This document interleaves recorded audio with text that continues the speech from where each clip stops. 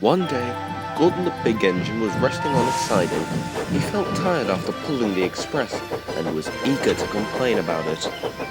I get so out of breath, he said to no one in particular, but no one cares. They just say I'll be all right after a rest.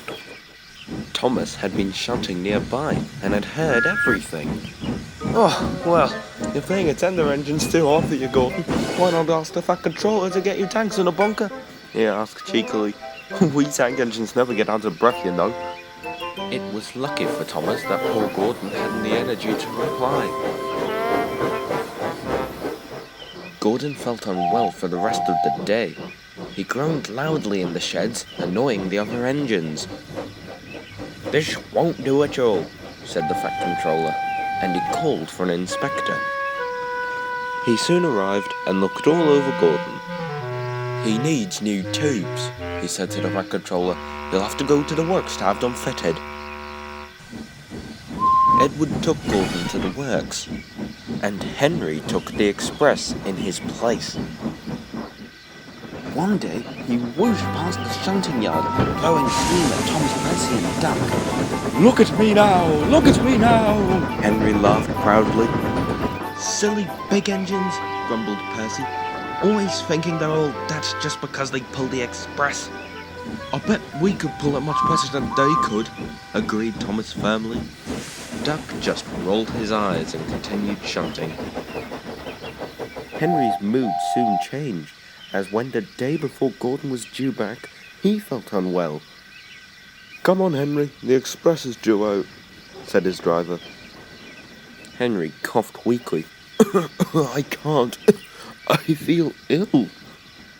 Henry's driver told the Fat Controller, who was not happy. Bother. There's no spare engine except Thomas, and he certainly can't pull it on his own. Could Percy help? Suggested Henry's driver. The Fat Controller sighed. The two of them can't manage, but perhaps if Duck helped. Yes, and the spare engine should surely be at the works. I'll make the arrangements at once. With that, the Fat Controller hurried away to tell the works. Thomas, Percy and Duck were all called away from their work and backed down onto their train. Thomas near the train, Duck in the middle, and proud Percy at the front. I don't see how we'll do it, said Duck doubtfully. Who ever heard of tank engines pulling the express? Don't be defeatist, Duck. This is a chance for us tank engines to prove ourselves to those stuck-up big engines. Thomas smirked. Now, come on. He bumped into the back of Duck and Percy, who glared back as they slowly started. Come on, fussed Percy importantly. We're doing it, said Duck in surprise. We're doing it. I told you, Thomas grunted. Now, pull harder. Slowly but surely the heavy coaches drew out of the platform and out onto the open line. The three tank engines couldn't go as fast as Gordon, but the passengers didn't mind. They knew the engines were doing their best. The station approached in the distance. Oh, thank goodness, panted Percy. We can stop. What? Percy, expresses aren't like branch line trains, said Duck. We don't stop at most of the stations. But that means we can't get our breath back, Percy gasped. I'm already feeling tired. Well, I'm not, huffed Thomas, even though he was. They kept their speed until they reached Edward's station, where even Thomas admitted they needed a banker. Where's Edward? Or the Scottish twins? Asked Thomas.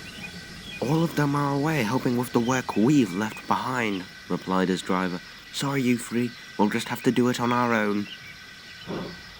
Thomas groaned and the three engines tried gaining speed as they approached the hill. They were halfway up it when... I can't do it, shouted Percy, blowing his whistle. The train came to a stop, and Thomas's driver, ignoring his grumbling engine, went to the front of the train. The hill must have been too much for you, the driver said. We can't take you off, Percy, but do your best to keep your brakes off, and Thomas and Duck should be able to continue. It's not far now. I doubt we'll make it, muttered Duck. Thomas didn't want to admit it, but he had a feeling Duck was right as they pressed up the rest of the hill. Percy not helping made things harder for the other two, but they struggled on, twin columns of steam shooting high into the air. We're nearly there. We're nearly there. Thomas and Duck chanted together. Poor Percy was too exhausted to say anything. Duck and Thomas summoned all their strength and pressed on past the works, but suddenly, Duck started slowing down. What's going on? Demanded Thomas. I can't go any further, wailed Duck. And he didn't. Thomas in a last effort tried holding the heavy train on his own, but he couldn't manage. The cavalcade came to a standstill a few yards of the station platform. You were right all along, Duck, Thomas sighed before gasping as on the work siding stood a surprised Gordon. The Fat Controller had been on the train and was very impressed. I am proud of all three of you. You did very well to get so far, and now you deserve a rest. The tank engines were uncoupled, and gratefully, Thomas, Percy, and Duck slowly moved to the point. I'm never pulling an express again, Percy panted. I'd say we did worse than Gordon, Duck quipped. Thomas just grunted in dismay. Derek took their place and honked his horn in admiration as he rolled away. As the tank engines moved warily away, Gordon noted the red cheeks on their face. He smirked at Thomas, took 3 deep breaths, and winked. Gordon didn't need to say anything. Thomas knew exactly what he meant.